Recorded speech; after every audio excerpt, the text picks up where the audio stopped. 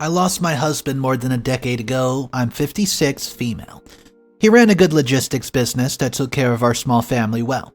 But when he died, I was forced to take over as he was only a child. I never wanted to work, and he was more than happy with being a housewife. But after some training and the help of my brother, I was able to transform a small business that sustained a single family into one that was able to provide for my needs, my daughter's needs, and those of the rest of the extended family. It was really hard, raising a daughter as a single parent, and she was not exactly a meek child, but I loved her that way. She was obedient and only questioned me when she didn't understand my demands or when she wanted to prove her point. I sent her to the best schools and gave her everything that she wanted. But to my dismay, I had not gotten what I wanted. It turned out that my daughter wasn't the brightest flower in the bunch. And despite using money to cover up what she lacked academically and getting good tutors, it wasn't enough. She was unable to get a good job after her college education. So I decided to teach and train her so that she could take over her father's business. She was my only baby. And after all, while that little fear I had that made me doubt her was present, I did my best to remind myself that there was no human being that could not be taught. She was a good listener, once she was focused, and I placed her in charge of a single branch in the beginning. All was well at first until I noticed a decline in profits. I couldn't even reach out to my daughter at the time, and after interrogating some employees, I found out that she had been slacking off at work. All because of a man, the same man that she wants to get married to, and the same man that I did not approve of. I never liked James from the very moment I knew he existed. When I knew that he was the source of my daughter's distractions, I went to see her without informing her prior to my visit. She had told me that she kept James away from the knowledge because he wasn't the kind of man that I want for her. I found her statement ridiculous until I met James. At least Vivian knew me that well. I'd given James a chance in the beginning. He was smart and would easily charm any woman. But there was a look of desperation in his eyes, and I saw the way he looked at my daughter like she was an object, a means to an end. It didn't sit right with me, and despite telling Vivian just to leave him for someone who would treat her right, she didn't listen. My own daughter yelled in my face and told me that I was not interested in her happiness, and that I only wanted her to work for money. I was dumbfounded, and I still am whenever I think about it, and why is that our children think that we only force our will on them and don't think about their well-being and futures? I'd seen that my daughter did not excel at much after doing everything possible to help her succeed academically. Then I had to see to it personally that she gained the skills necessary to run a business so that she would do something good with her life. How that backfired on me and turned into me being a terrible mother is something I'm unable to comprehend. After deducing that my daughter would not do the smart thing by leaving James, I went to James myself. My methods of locating him were not exactly legal, but once I found out his address, I went to see him myself. He lived in a shabby place and everywhere was unkempt. When I walked in, I knew I was right then. Our discussion only proved my theory further. James had told me that he loved Vivian and wanted to be with her, and when I asked if he was really serious with my daughter, there was a slight hesitation in his demeanor before he replied. I'd seen all I wanted to see.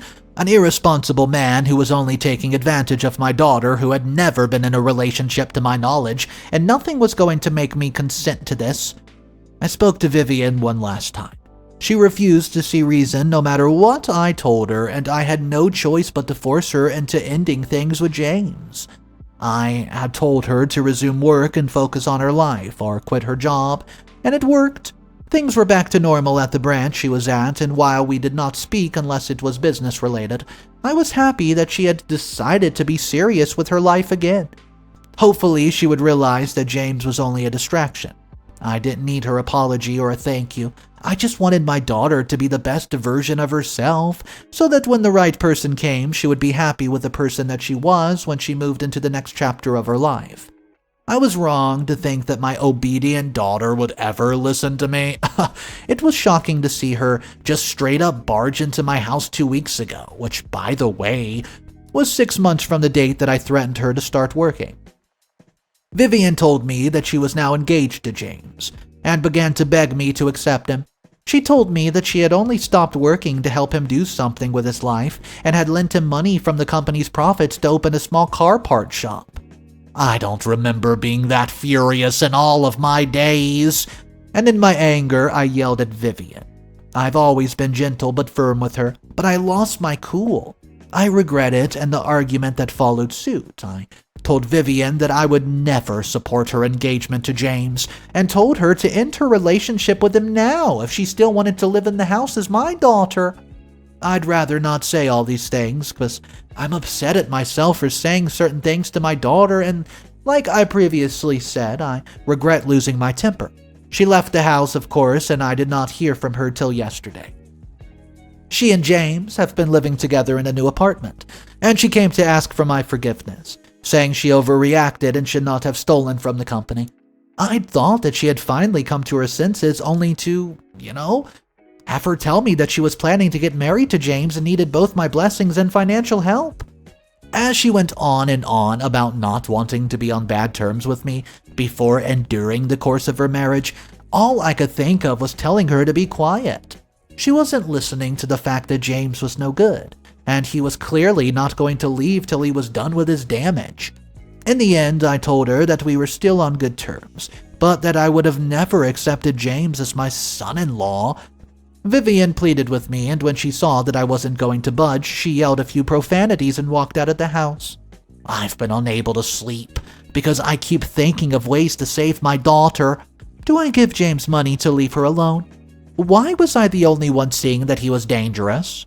Am I overreacting because I'm ready for my daughter to not get married yet? I doubt it's the latter, but so many thoughts have crossed my mind lately, and I'm sick of overthinking.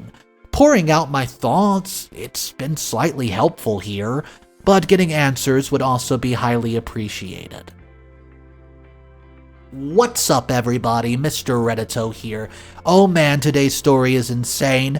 Let me know. Do you trust that mother's instinct to know what's right? Do you think that she's right or wrong? OP, let me know in the comments section. We have some updates to check out, guys. If you're new to the channel and you want daily stories, go ahead, hit that subscribe button.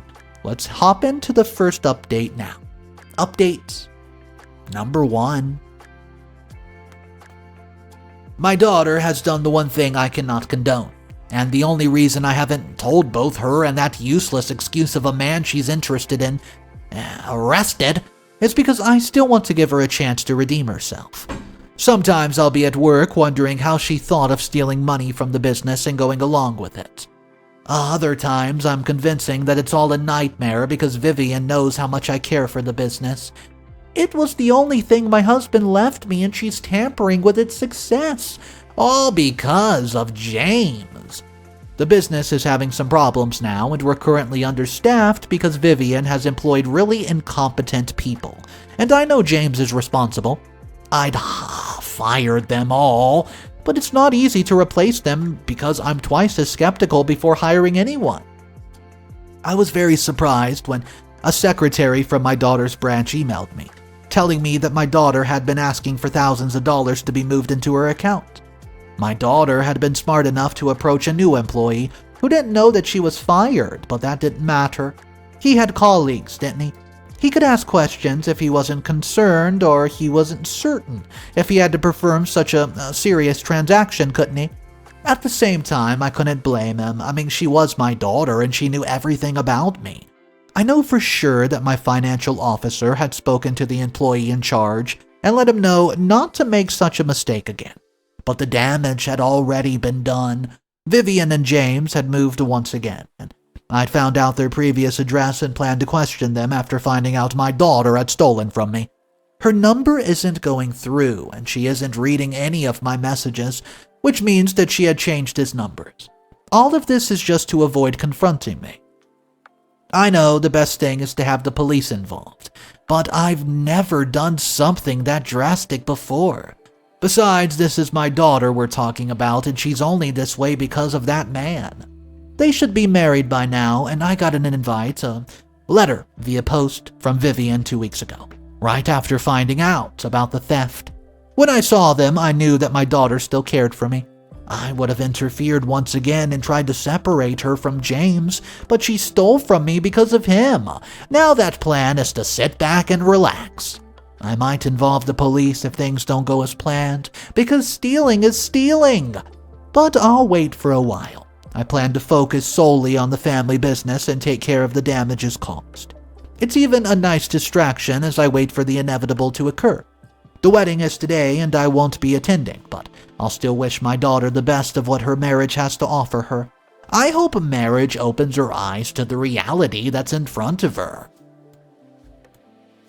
Update number 2, 6 months later.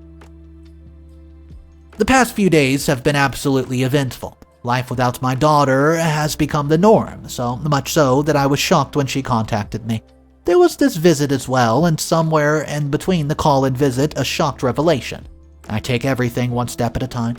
I hadn't expected my daughter's marriage to last long, but 6 months meant trouble. I'd given them a year or two if Vivian decided to hold out, but after seeing her phone calls, I was surprised. There was a feeling of niceness knowing that I've been right all along. But then I was worried, Vivian is my daughter after all. But after everything's gone through and remembering what she had done for her husband's sake, I ignored my worries. The calls had become excessive, and when Vivian knew nothing was going to come out of calling me, she texted. That's how I learned that she was the breadwinner of the house, and that she was sick and tired of her marriage. The most important thing was learning that she was sorry for upsetting and stealing from me. She had come to her senses, but I wasn't going to make things easy for her. I made sure to ignore her text as well, and after sending her a simple okay, a few days ago, about 5 but not a week, I'd gone to dinner with one of my favorite clients. I wanted to get a warehouse in another state for business, and I just happened to see James at the far end of the restaurant talking to another woman. I'd recalled what my daughter told me about being the breadwinner of the family and arrived at 2 conclusions in the end. He was either hiding his money from Vivian, or he was being unfaithful to my daughter. I'd asked my driver to follow them, and I found out that it was the latter. I felt sad for Vivian for the remainder of the night. No woman should have to bear the pain of a cheating hubby. I wished that she had listened to me and left James, and now she's suffering. And the fool is doing whatever he likes with whomever he likes. At some point before my daughter's visit, I considered calling the police on James. I'd tell them that he was the brain behind my money getting missing, and all I had to do was convince Vivian to play along. If it wasn't the truth, yes, it's lying and the authorities would know it's punishable by law. But there are some people who should be shown a little mercy, right? Nope. James is a despicable person, and I will deal with him accordingly. My daughter was my main priority, but my pride would not let things get resolved just like that. Vivian visited me 3 days ago. After her visit, my sympathy for her disappeared. She had come into my home upset that I had not been taking her calls or replying to her messages. I told her I had no reason to, and she called me selfish and uncaring. She was the same daughter who couldn't care less that I was looking after her when I told her not to get married to James. She was the same daughter who stole money from me, leaving me to deal with the salaries of employees that month. She was the same person who walked out and refused to contact me until her marriage went south. And yet she could call me selfish. I'd not called the police on her and James, nor had I demanded my money, but I guess that wasn't enough. Before sending her out of my house, I made sure to remind Vivian of these things, telling her that she was no longer my daughter. I was going to make it official because I was sick and tired of doing so much for one person, only for it to turn around and bite me. As she spoke, I realized that my daughter is gone. If she had been a tad bit remorseful for what she had done, I'd have forgiven her on the spot and asked her to stay in the house with me. To my dismay, it was not the case at all. So I was going to be a bit selfish, uncaring mother for my daughter. Yeah. And as for James, he'll regret the day that he came into my life. Not only did he straight up mess with my daughter, he had convinced her to steal, and then become unfaithful because Vivian was no longer able to provide. He's going to see a side of me that nobody's seen before, and I can tell you that I will even be shocked in the end. Update number 3. Hey guys, I'm back for another update. Well, Vivian visited again. This time was different though, because I have not even let her into the house in the first place. Yep, that's right. She was banging on the door, begging me to let her in, and left when I threatened to call the police on her. She was resilient, I'll give her that. But she managed to pull at my heartstrings. I'd expected at least an insult or two, but all there was begging and sobbing, and I had promised myself that I would not give my daughter the benefit of the doubt again. But I might be making a mistake, and it's scary to think of. Well, then there was James. Ever since I spotted him with another woman, I've been keeping a close eye on him. A lot of things aren't adding up, and that man is responsible for all of it. I've noticed that on certain days, he would stay at a store for hours, and after making inquiries, I learned that he owned the place. I'd previously thought he was a worker there, but this man owned an entire shop. Well, 3 to be specific, because I had found out branches of other ones and confirmed it, and I thought he was poor and was trying to mooch off me and my daughter, and I was partially right. I'll get to that soon. Vivian saw that I was not going to let her see me, so she resorted to texting, and I ignored her messages, of course. She was smart enough to use another number, and I had accidentally opened her message and read it. I still read them till now, though I don't reply, and at times it frustrates my daughter, because I know she sees that I see the message. I'll explain why, though. A lot of things don't add up in the beginning, but now I can see what James had done to my family perfectly well. Vivian had told me that her marriage was failing earlier, but she had not mentioned any reasons as to why that was. Her messages, however, had made it clear to me that she was the sole earner in the family. She currently works 2 jobs and pays all the bills, and James was uncaring about it all, telling Vivian to reconcile with me so that she would get a better job and money to, quote, cater to the family needs. Honestly, what I read was that he wanted her to mend things between us so that he could keep extorting my daughter. I was right about him being with her only for the money, but wrong in the same situation. See, James had money. I had enough money to relocate or get a good apartment and a good car and regularly pay the bills and take care of Vivian, but he chose to sit home idle while my daughter suffered because she was married to him. He clearly didn't care about her since he let her do all the hard work and still yelled at her for not doing enough. It scared me, and once again I pitied my daughter, but she had chosen to be stubborn, and look where that had gotten her. A life with a horrible man filled with a suffering and heartache. My daughter had called, texted, and visited me earlier on because she was desperate to fix her relationship with her husband. She mentioned being tired of all of it, and I'm sure that's what she meant. Would she leave James after all that he put her through? As wise as it was, he could not just go scot-free in the end. If she wasn't going to do anything about it, I would. I learned something else about that woman James was seeing. She wasn't just a random person, he seemed intentional about her. I had, out of curiosity, bumped into her while she was out of the way to work. And one conversation led to the other, and see, she was a nice woman and had a radiant personality, so it wasn't so hard to speak to her.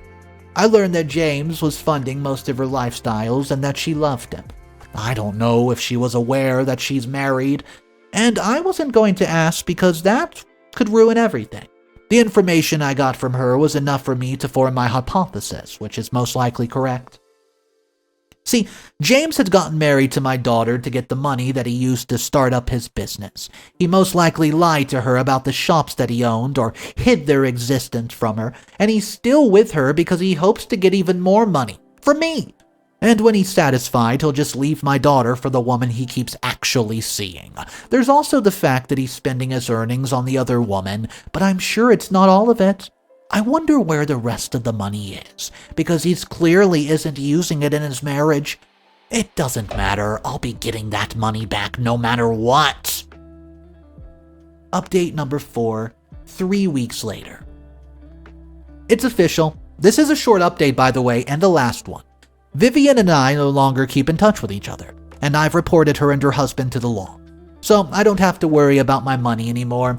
They've been legally instructed to pay the money or face jail time. The money was shared in half between the two of them, and they had to pay up in a year. That was me being gracious, and I had appealed on behalf of my daughter. The money she stole was accumulated income over 6 months. and unless she married a millionaire, there is no way that she was going to pay up in good time. I was going to punish her, but I'd at least be reasonable about it. Vivian humbly received her punishment, but James, on the other hand, had stood his ground, saying that he had no reason to pay me back the money that was taken from the company. Vivian had confessed that he had forced her into taking the money, or he would not get married to her. That apparently is punishable by law, and I'm glad that it is. He chose prison instead, and I don't care when he gets out. If he tries to be funny, he'll be obligated by law to work for and pay back the money. And if he decides to stay in there, well, it's not exactly fun and games in jail, is it? Either way, he's in hell, and that's what matters. All of his assets belong to me, and I was right. He did have a substantial amount of money. He couldn't even pity my daughter enough to give her some money to take care of herself for a day. Yeah, yet he called himself her husband. All of a sudden, his punishment doesn't seem to be justified now, does it? But there's nothing I can do at this point. I'm not sure, but I do think Vivian's getting a divorce from James. I heard her tell him something like that, but I wasn't really paying attention. I can't be sure. Is that really the case? Then I'm proud of my daughter, and it doesn't change things between us. But at least she's taking a step in the right direction.